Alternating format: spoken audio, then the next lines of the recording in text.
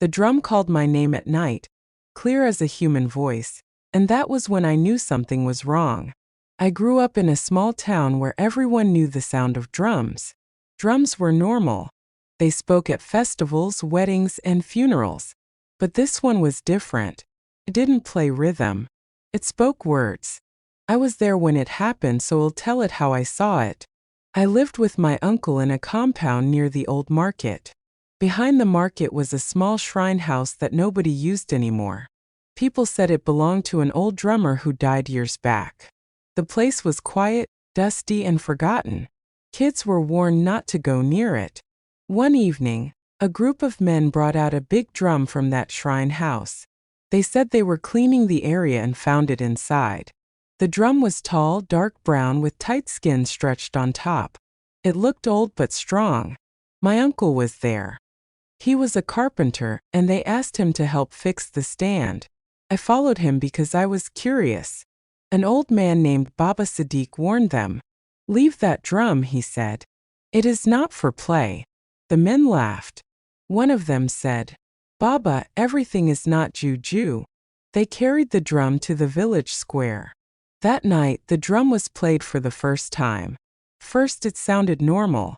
Boom, boom, slow and deep. People danced. Children ran around. I stood close watching the drummer's hands. Then the sound changed. The drum beat became sharp, clear, almost like speech. I froze when I heard it.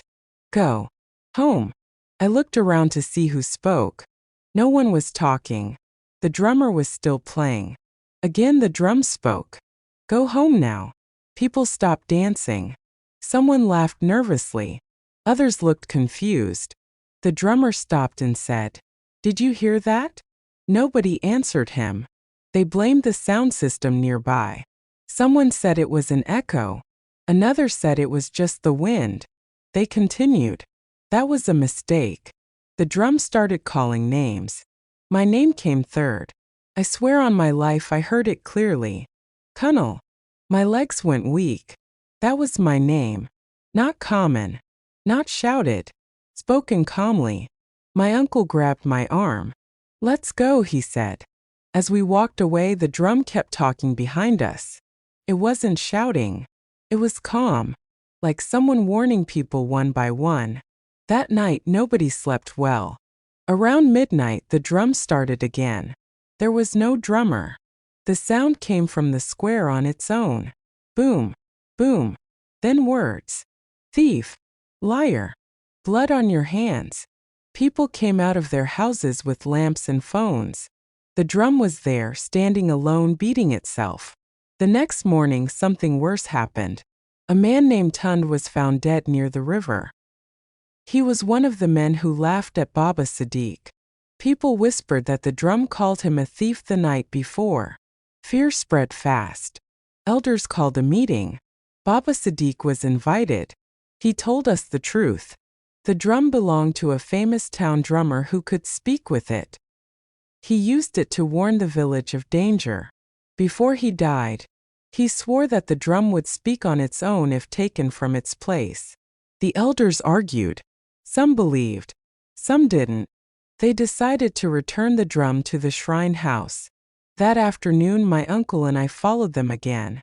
As they lifted the drum, it spoke one last time. Too late. That night, 3 people fell sick suddenly. All 3 had touched the drum.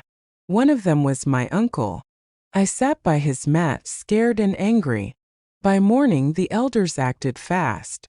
They carried the drum back, cleaned the shrine house, and offered what Baba Sadiq told them to offer. No drama. No dancing. Just silence. The drum never spoke again. My uncle recovered slowly. A week later, the shrine house was locked. The market road was moved far from it. Life returned to normal, but something changed in me. I don't joke about old warnings anymore. I don't laugh when elders say leave it. Because I was there. I heard a drum call my name in the dark, and it knew me better than I knew myself. I thought that was the end of it. I was wrong. Months passed. The market was busy again. People stopped talking about the drum. New stories replaced the old one. That's how things work where I'm from. But I still heard it. Not loud, not clear, just small sounds at night, like a drum being tested far away. Boom. Pause. Boom. I told my uncle once. He looked at me and said, "Don't say that again." Baba Sadiq died not long after, peacefully in his sleep. Before he died, he sent for the elders. I wasn't there, but my uncle was. When he came back, he told me one thing. They asked him what to do if the drum speaks again, my uncle said. And? I asked. He said, if it speaks again, someone took what does not belong to them. That line stuck in my head. 2 years later, I left the town for work.